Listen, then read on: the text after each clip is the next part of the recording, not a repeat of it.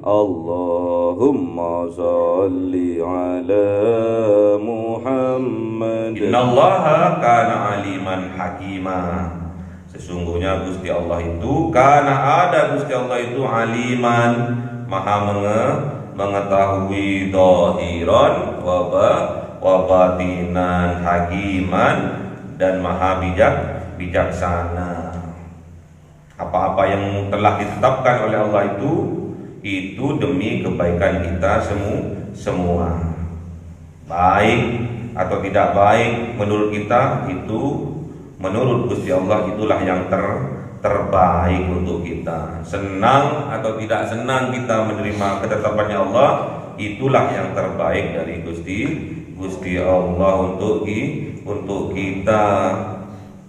Kita nggak boleh itu nggak ikhlas itu hati ini tahu tekondi, nggak boleh menghakimi apa yang tersembunyi di dalam hatinya, karena nggak ada yang tahu apa isi hati dari seseorang. Yang tahu hanya Gusti Allah.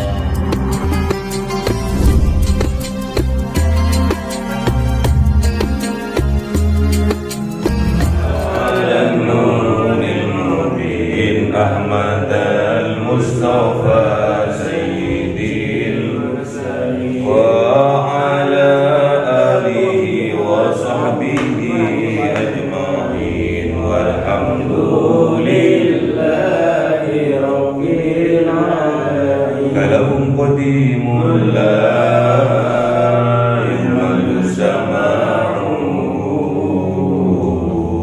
tanazzaha an qawli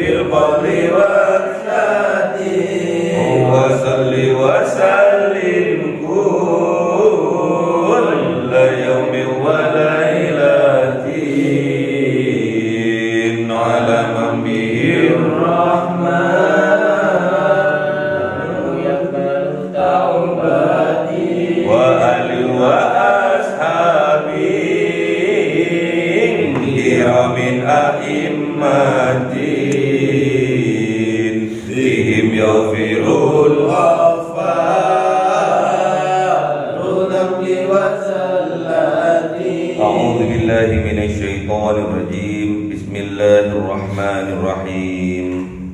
Surah An-Nisa ayat 24. Ayo Ustaz.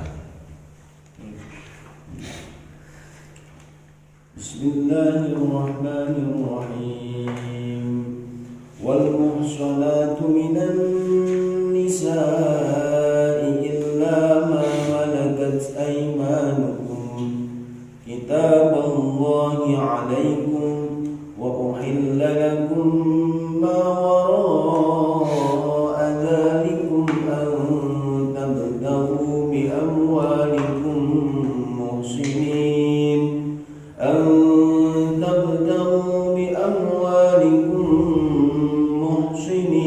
غير مسافحين. Sadaqallahul azim. Bismillahirrahmanirrahim. Famastamta'tum bihi minhunna fa'atuhunna ujurahunna faridah wa la junaha 'alaikum fima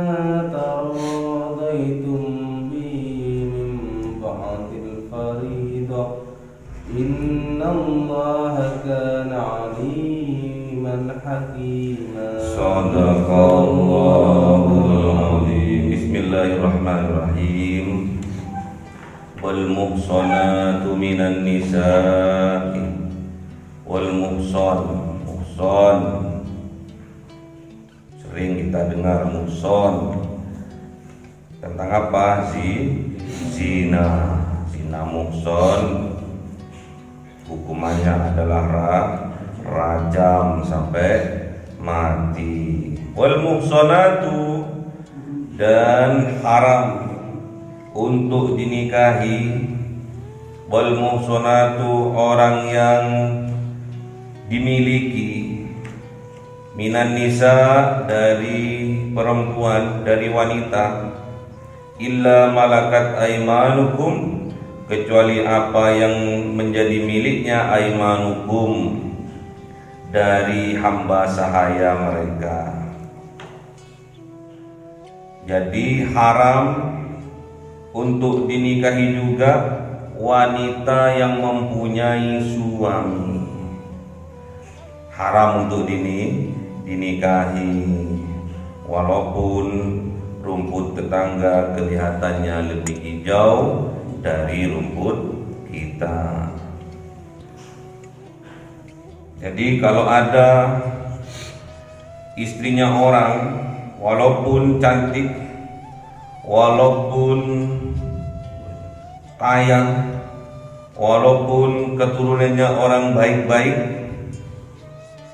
walaupun juga sesama muslim, namun kalau sudah memiliki suami, haram untuk dinikahi.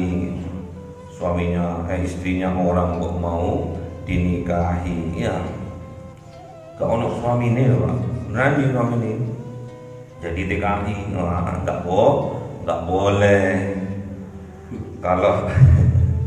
Kalau istrinya orang nggak boleh dinikahi, walaupun suaminya sedang bekerja di luar negeri. Namun kenyataannya banyak pergendaan terjadi. Makanya kalau suaminya kerja ke luar negeri, istrinya harus ikut. Gak boleh jauh-jauh dari suami. Dikhawatirkan suaminya juga nggak kuat menahan gejolak, apalagi istrinya, ya. Jadi nggak boleh menikahi istrinya orang, nggak boleh, haram.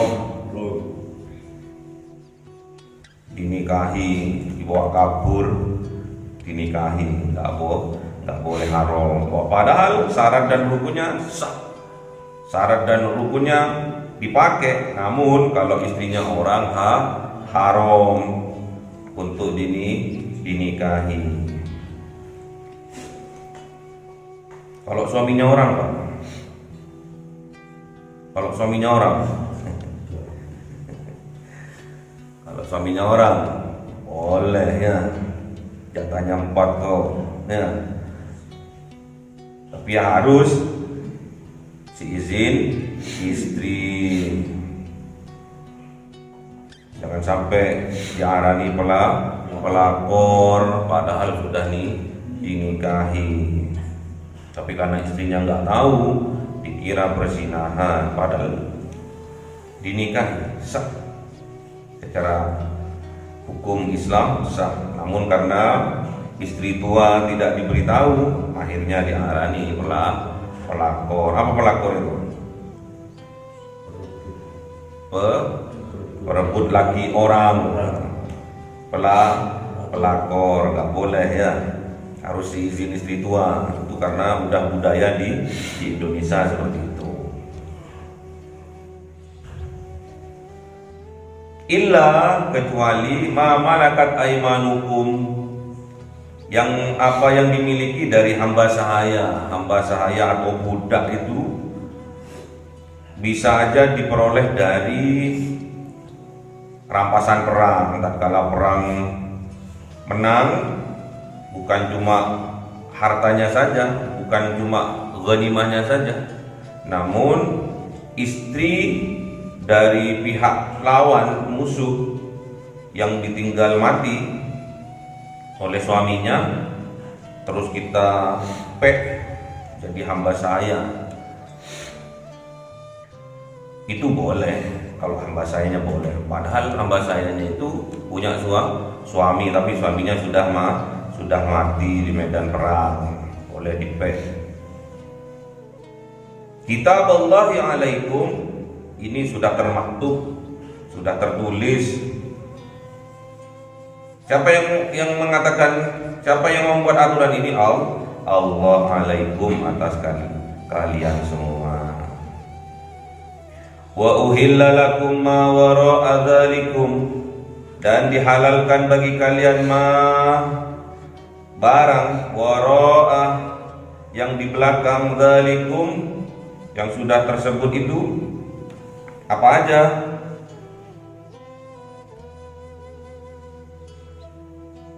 Halal bagi kalian selain yang disebut sebelumnya. Apa aja yang disebut sebelumnya? Gak boleh kita menikahi istri ayah kita. Haram juga kita menikahi ibu kita.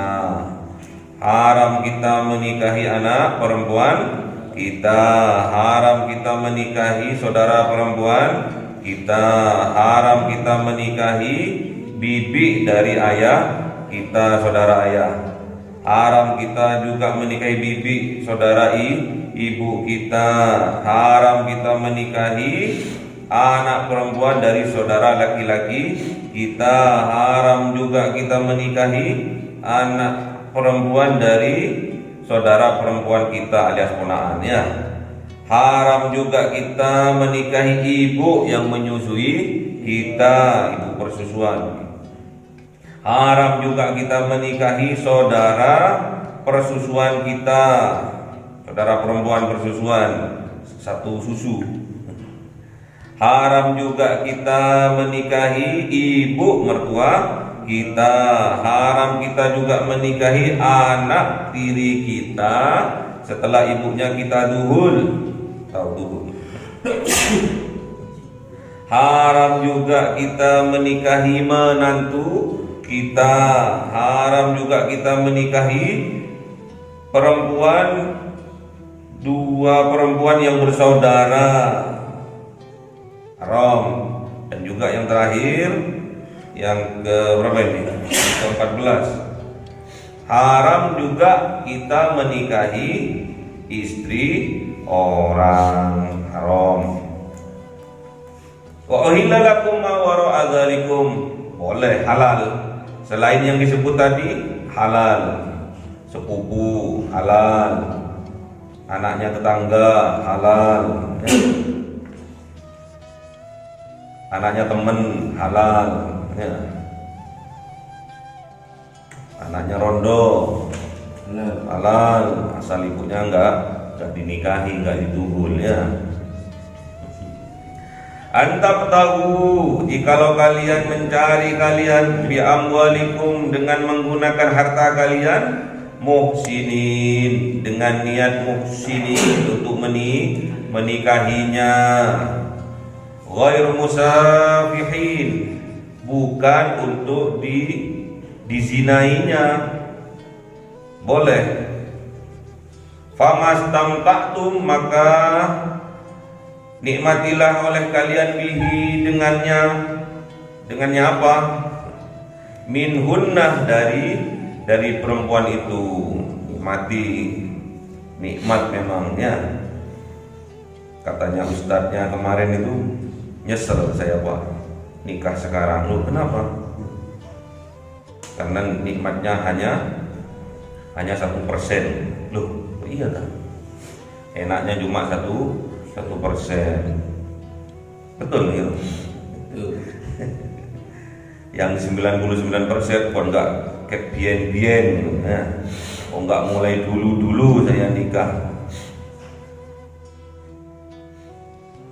Minhunnah dari wanita itu, miliknya wanita itu dinikmati ya. Enggak usah dicarno. Mubatir wis dituku, wis dikasih mahar, sejak kabul dinikmati. Tapi jangan lupa fa'atuhunna, maka berikanlah kepada wanita itu, kepada istri-istri kalian itu ujurahunna, upah mereka atau mahar mereka, faridatan, dari apa yang telah ditetapkan. Jadi kalau dari pihak wanita menentukan mas kawinnya 100 juta, ya harus ditepati. Kalau sampean punya, langsung bilang halan, ya. Kalau sampean nggak punya, harus bilang gimana? Kalau dicicil itu loh, bahasa Arabnya gimana? Nggak tahu. Cicil, dikredit.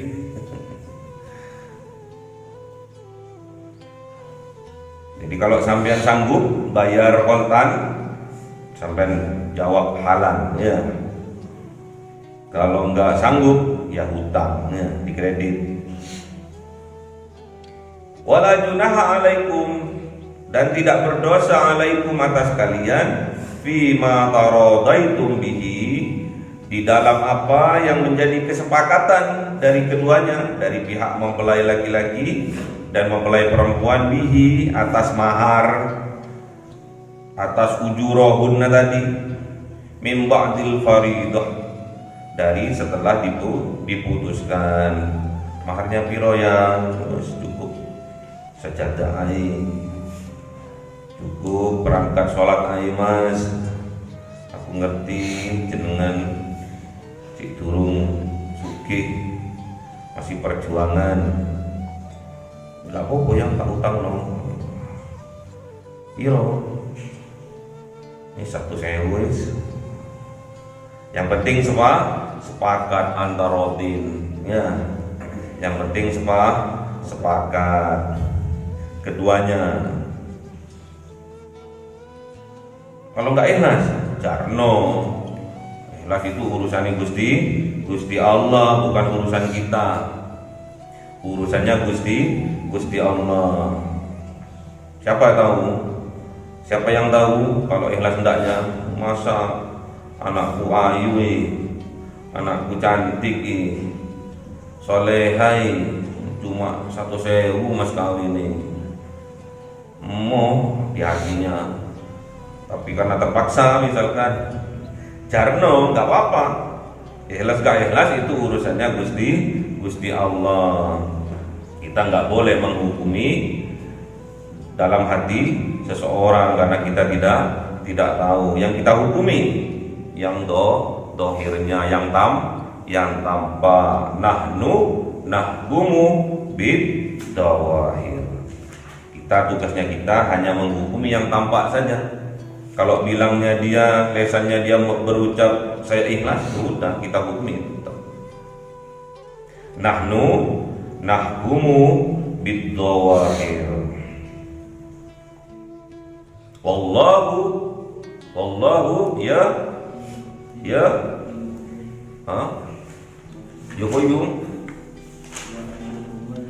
wallahu yatawallas saroir, masalah yang masalah yang ada di dalam hati itu yang menghukumi Gusti Allah, bukan kita, ya. Kita ini cuma tahu dohirnya saja. Dohirnya bilang iya, sudah sah. Dohir batinnya itu urusannya Gusti Allah. Innallaha kana aliman hakima. Sesungguhnya Gusti Allah itu, karena ada Gusti Allah itu aliman, maha mengetahui, dohiron wa batinan, hakiman, dan maha bijaksana.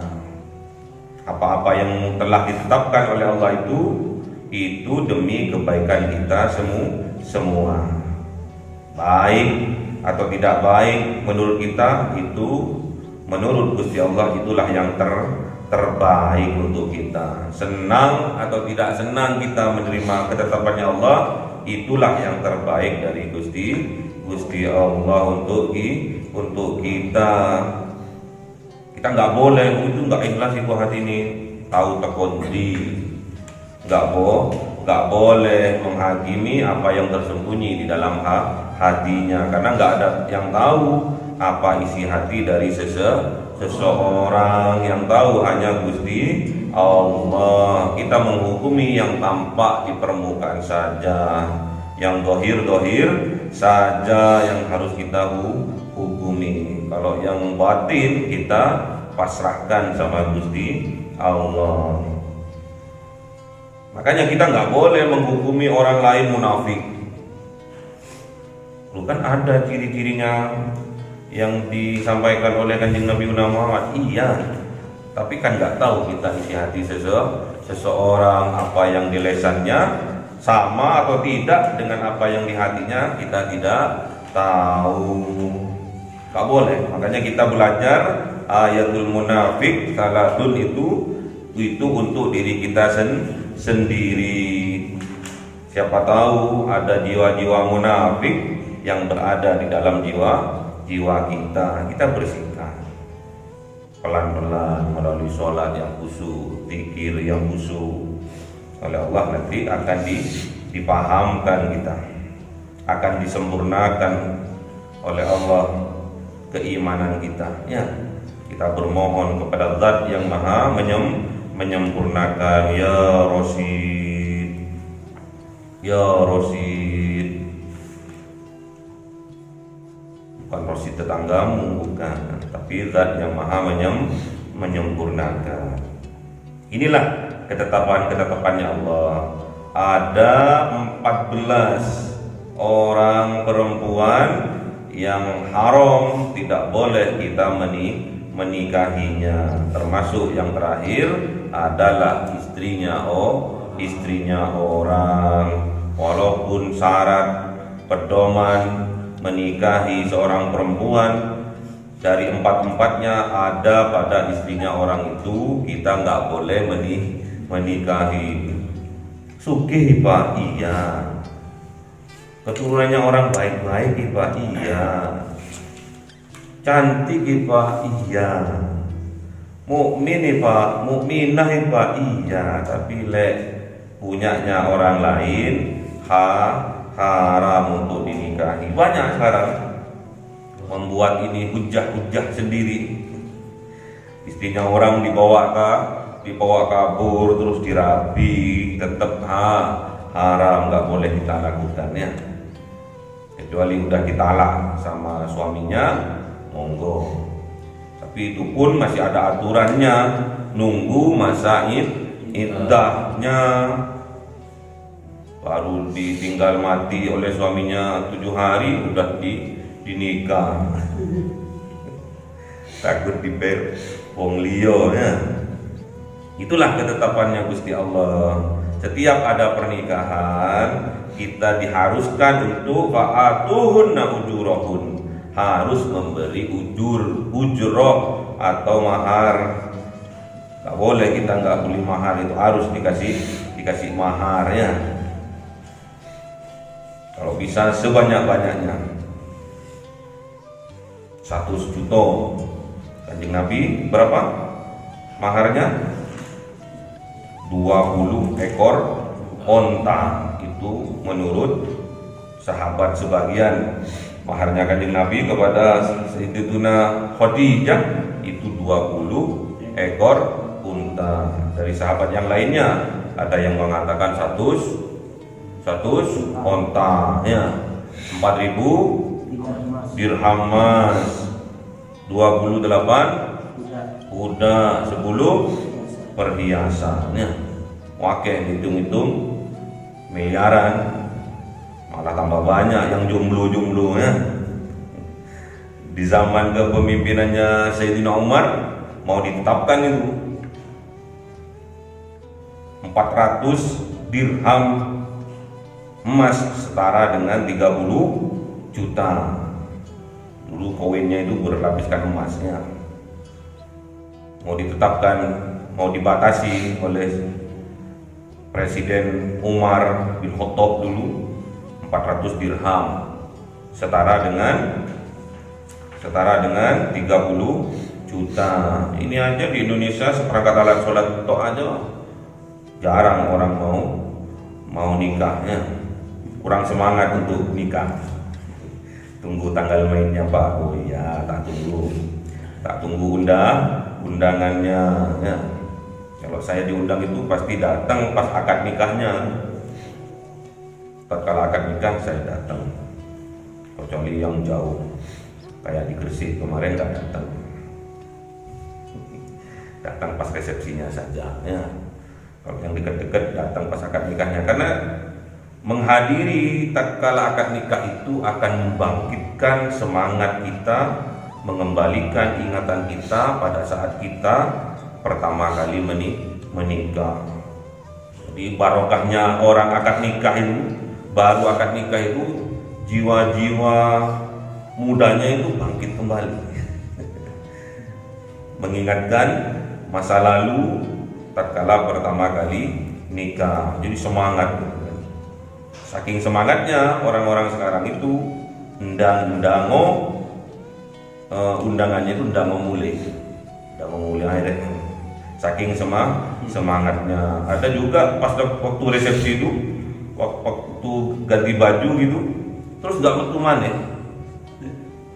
Waktu ganti baju yang kedua nggak metu maneh, nggak tahu posing di kerja nulis, orang ngerti ya. Ada juga waktu malam pertama itu pas lagi halangan kapok ya.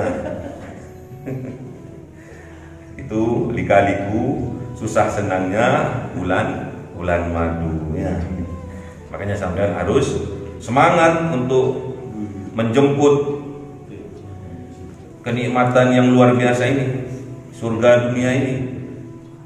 Sampai-sampai Kanjeng Nabi tidak mengakui umatnya, tidak mengakui golongannya kalau tidak menikah, karena an-nikah sunnati faman raghiba an sunnati falaisa minni. Allahumma arhamna bil Qur'an waj'alhu lana imaman wa nuran wa hudan wa Allahumma dzakirna minhu ma nasina wa 'allimna minhu ma jahilna warzuqna tilawatahu ana al-laili wa atrafan waj'alhu lana hujjatan ya rabbal alamin. Cahaya 1000 bulan yang dimasukkan oleh malaikat ke dalam hati seorang hamba pilihan atas perintah Tuhannya, memancar dengan dahsyat penuh cinta, menembus relung-relung jiwa yang gelap penuh nista, berubah menjadi terang penuh kasih sayang. Itulah Lailatul Qadar.